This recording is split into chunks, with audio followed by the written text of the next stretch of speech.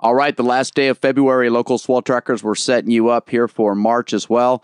Let's kick it in. This is showing what we had on the models on Monday. And this spinner right here, moving east, had some hurricane force winds that pushed up some seas over 30 feet. It stayed out fairly far away, about 2,000 miles. It had a secondary portion to it that's going to hold this at a long-lasting event. Today will be the peak of solid 10 feet, maybe bigger, and then it'll be down 6 to 8 plus on Friday and still be up to possibly 8 feet even on Saturday. Even though the fetch is not as strong, it's a little bit closer than the initial winds. Down under, this is showing what we had last Saturday. Now, this fetch right here gets the swell going to about 25, 30 feet, but it loses about half its height every 1,000 miles traveled.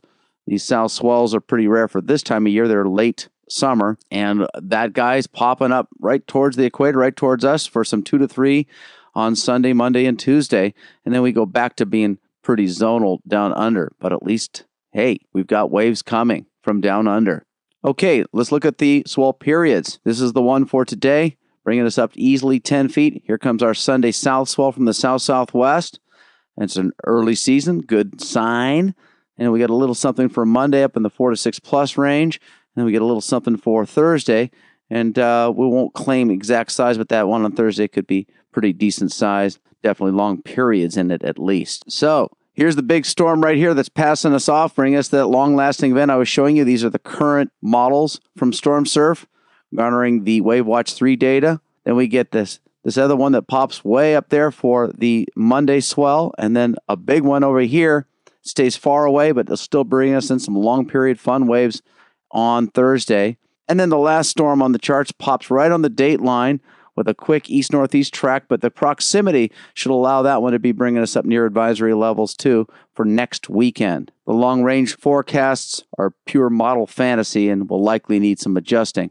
Okay, down under, saw that one meridional or equatorial bound flow. We don't see any of that up the east coast of New Zealand. This one's pretty weak. That might only bring us in some 2-footers in about 14 days if we're lucky. And then we see a big storm tracking underneath the Taz, Australia. But this guy is likely to stay zonal, but we'll keep an eye on her. The jet stream is fairly low and consolidated in the North Pac and reaching out past the date line over the next 7 days, leading to ongoing regular swell production. The high pressures have been, see that blue area? That's been keeping our trades up strong. Troughiness down to our southeast has increased that pressure gradient between the highs and the low pressures.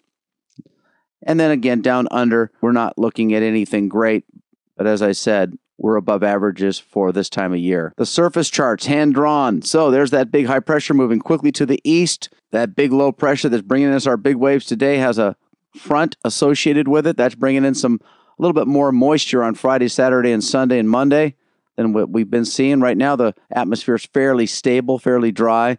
That's going to change a little bit over the next several days. Here's a new high pressure moving quickly east into the picture that's going to ramp our trade winds back up for Friday, Saturday, and Sunday, keeping wind swell at advisory levels. Yeah, pretty rare for this time of year, and those low pressures are trying to compete with it. Now to the upper regions, showing features 20,000 feet and up. Water vapor loop showing the dry, sinking air masses. This is the stable area that we're in right now. Above us, the counterclockwise spinning low pressure that's bringing us our big northwester today. A lot of clouds to our northeast and spilling in over us over the next several days. No flash flood warning level rain, just more rain that we have been seeing. Highs are going to be at about 80 degrees, lows about upper 60s, and we're not doing too bad. It's nice to have some ground swell from the northwest, and there is no end in sight to that. Okay, there's your update. We'll catch you back here at the end of next week. Aloha.